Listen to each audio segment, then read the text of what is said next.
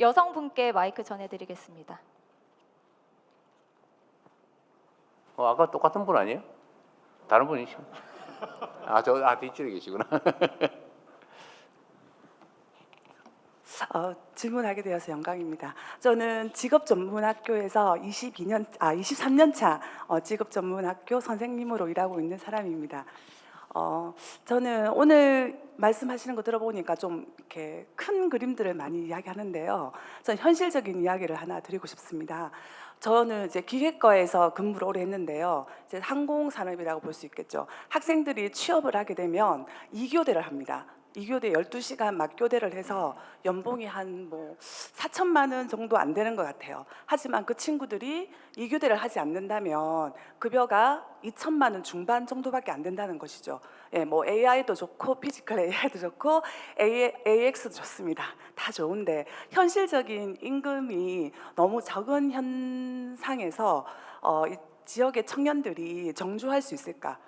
지역을 떠나지 않고 계속 지역에서 근무할 수 있을지는 제가 23년 동안 근무하고 있으면서 항상 의문입니다. 예, 그래서 이 최저임금의 문제를 구체적으로 본다면 카이에서 이 항공업체들은 다 쥐고 있지 않습니까? 그래서 이런 문제들은 이제는 너무 이 최저임금이 너무 구조화되어 있기 때문에 정부에서 이제 좀 풀어야 되는 시점이라고 저는 생각을 합니다. 그리고 이걸 풀어줘야 나중에 AI도 좋고 피지컬 AI로 갈 수 있는 안착이 되지 않을까라고 저는 생각을 네. 합니다. 감사합니다. 임금이 너무 낮다, 올려야 된다, 그 말이에요 혹시? 그게 아니라 이제 카이 직원들은 급여를 상당히 많이 받죠. 두산중공업이나 대기업 소속 직원들은 급여를 많이 받지만 그 밑에 있는 협력업체 직원들은 2교대를 그러니까 뭘 어떻게 하자고요? 예, 급여를 현실화를 하자는 거죠. 누가 어떻게? 그러니까 너무 이게 고착화되다 보니까 어디서부터 문제를 풀어야 될지 모르겠지만 네, 일단 알겠습니다. 예. 저기 항공 분야도 그런 모양이네요. 이제 이게 지금 조선 분야도 그렇고 건설 분야도 그렇고 지금 제가 사실은 이것도 이제 어느 시점에선가 우리 사회의 주요 의제로 해서 한 번쯤은 좀 시끄럽게 논쟁을 한번 해야 될 일인데요. 우리나라는 임금 격차가 너무 심해요. 그러니까 대기업의 정규직, 대기업의 비정규직, 하청업체, 계열업체들의 정규직, 또 거기에 또 비정규직, 거기 또 여자, 남자 또 나누고. 그래서 이게 한 두 단계 지나가서 보면 대기업의 정규직하고, 그러니까 하청 계열업체의 비정규직하면 한 40%밖에 못 받는다고. 지금 이게 현재 실제 그래요. 또 여성은 더 적어요. 이거를 해결을 어떻게든지 시작을 해야 되는데 지금은 사실 너무 엄두가 안 나서 일단 부동산 먼저 좀 정리를 한번 하고 그럴까 생각 중인데, 어쨌든 이거는 정말로 중요한 문제입니다. 양극화가 사회 발전을 가로막잖아요.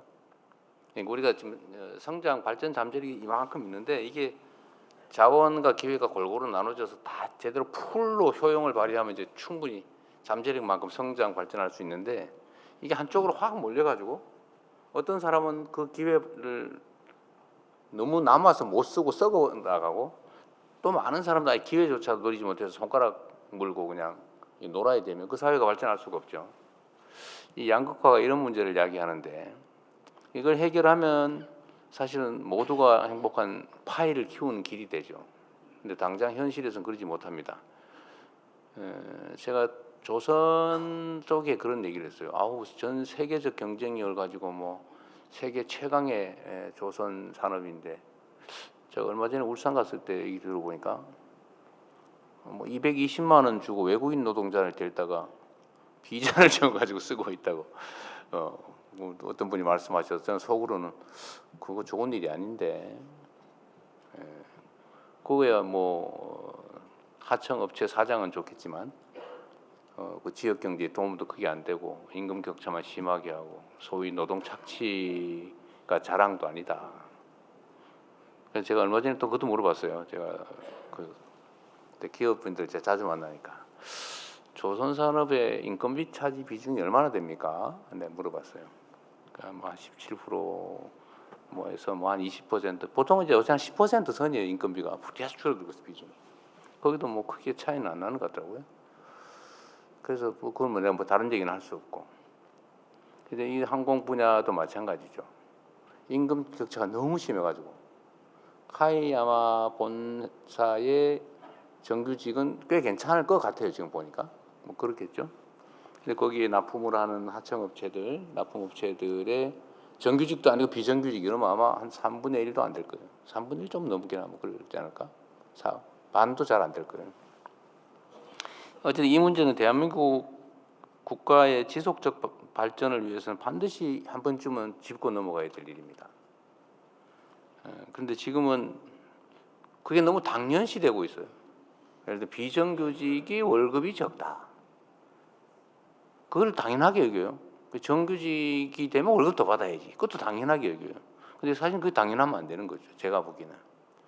똑같은 조건에서 똑같은 일을 하고 똑같은 효율을 낸다면 안정성이 떨어지는 데다 보수를 더 많이 주는 게 형평에 맞지 않습니까? 그래서 우리가 저기 호주 같은데 여름 방학에 가서 알바하면은 그 정규직보다 더 많이 준다는 거잖아요. 왜냐하면 불안정하게 단기간 일을 하기 때문에 더 많은 보수를 주는 게 맞죠. 근데 우리는 반대예요. 알바일수록 더 적어요. 네, 이게 사실은 우리 사회 발전 잠재력을 갉아먹고 있죠. 쉽지 않은 문제이긴 합니다. 그리고 정부가 그럼 어떻게 할 수 있냐? 최저임금을 올리면 해결이 되냐? 꼭 그렇지도 않아요. 최저임금 올리면 저항이 엄청나고 또 고용주들 입장에서는 최저임금이 올라가면 부담이 너무 커서 사회적으로 심각한 문제가 됩니다. 그리고 우리가 착각하는 게 하나 있는데 최저임금하고 적정임금은 달라요. 최저임금만 줘도 된다는 게 아니고 최저임금 밑으로 주면 안 된다예요. 그 최저선을 정한 거예요. 그것만 주면 된다가 아니라고요. 근데 우리는 어느 순간에 최저임금 그것만 주면 돼라고 생각하게 됐어요. 그래서 정부에서도 전부 그러고 있더라고요. 내가 보니까 정부에서 다 최저임금으로 고용을 해요. 얼마 전에 그 우리 강원식 실장이 막 그 회의하면서 화내던 것도 있던데 365일에서 364일을 일을 시키고 퇴직금을 안 주고 있더라고요. 창원이야? 창원에서 그랬어요? 아, 그래서 뭐 아니 그 말이 되냐 대통령이 안 그래도 물론 그 제가 본 계약은 그 이전에 한 것 같아요. 1년 지난 다음에 생긴 문제니까. 그렇게 하지 마라. 11개월 계약하고 퇴직금 안 주려고 내쫓았다가 2달 후에 다시 고용하고 또 정규직 안 만들려고 1년 11개월 심지어 1년 11개월 29일만 시키고 이게 뭐 하는 거냐 국가가 모범적인 사용자가 돼야지 적정 임금을 줘야지 최저임금만 주면 되겠냐. 근데 전국이 다 그러고 있어요. 그래서 제가 일단 방침은 정부는 앞으로 공공부문에서도 그렇고 고용할 때 적정 임금을 준다. 네.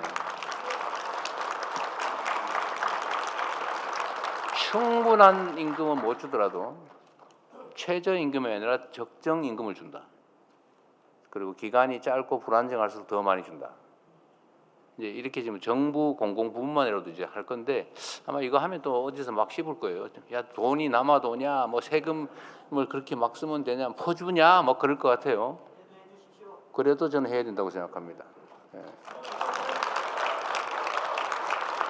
그래서 이 공공 분야부터 먼저 좀 모범을 보이고 최저임금만 줘도 된다가 아니고 최저임금 이하로 주면 안 되는 거지.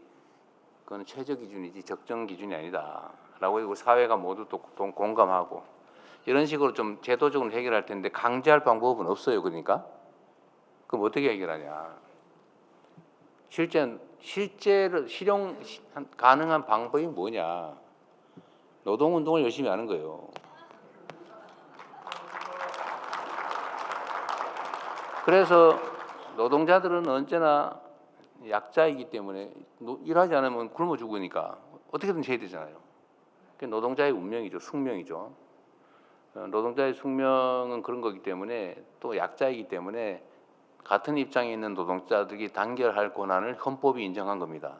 단결해라. 단결할 권리를 준다. 그리고 집단적으로 단체로 교섭할 권리도 준다. 헌법에서 단체 교섭.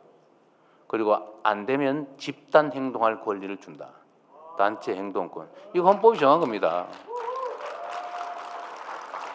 그래서 노동자들이 단결을 해서 조직률도 올리고 이렇게 정당하게 헌법이 부여한 권리를 행사해서 이렇게 힘을 모아야 전체적으로 노동자들의 지위가 올라가고 사용자와 힘의 균형이 맞게 돼서 정당한 임금을 받을 수 있는 거예요. 결국 그것도 역시 누가 해야 된다? 국민들이 해야 되는 거죠.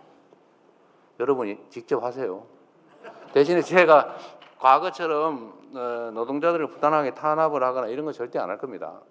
그건 못하게 할 테니까 정당한 권리를 행사해서 적정한 임금을 받는 제대로 된 사회로 함께 가도록 하시죠. 네, 좀 더 진행하십시오. 네, 감사합니다.